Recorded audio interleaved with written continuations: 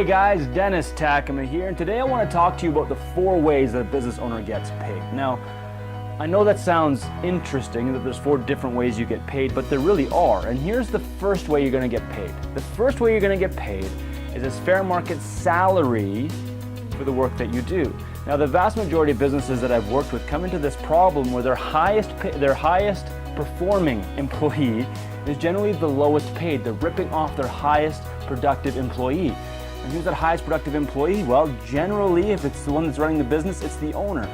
See, the owner puts sacrifices on themselves, meaning that they put in a ton of hours, but by the time they finish writing themselves a paycheck, it's generally whatever's left over. So the very first way a business owner has to get paid, whether you're running a plumbing company, an electrical company, a building company, a spa, e-commerce, doesn't matter. The first way you have to get paid and structure yourself to get paid is fair market salary for the work that you're doing. Now, I'm not saying you got to line yourself up and pay yourself salary. That's between you and your accountant. What I'm saying is you have to be able to draw the equivalency of pay that you'd have to pay somebody else for the work that you do. That's the first way you get paid. If you're not paying yourself that way, the other 3 don't actually exist, okay? So the first way you get paid is the fair market salary for the work that you do. Now, here's the second way as an owner of the company you get paid. The second way is through a portion of the net profit that the company earns. Now, I'm not going to say all the net profit goes to you because a portion of that has to go back to operating expenses.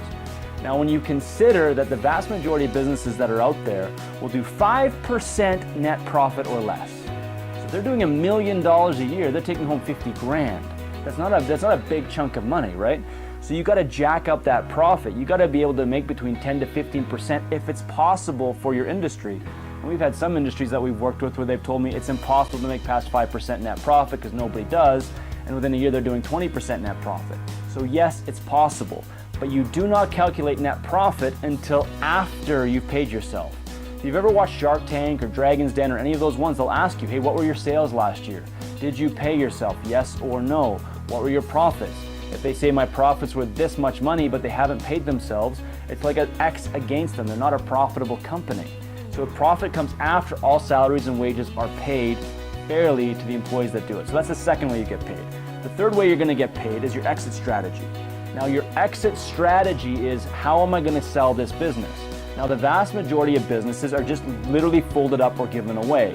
I know this because I've got a connection with somebody who's a big-end business broker, and it will tell me that 70% of businesses that they list, now stats are arbitrary, but you get that it's a high amount of businesses that list never sell.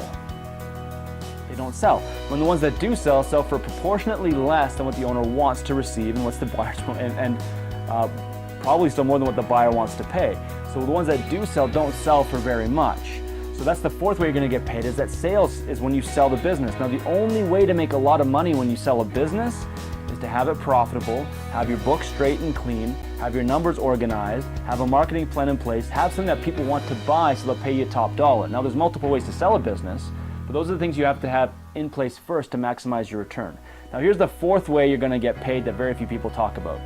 The reason you own a business is to leverage the profits into investments.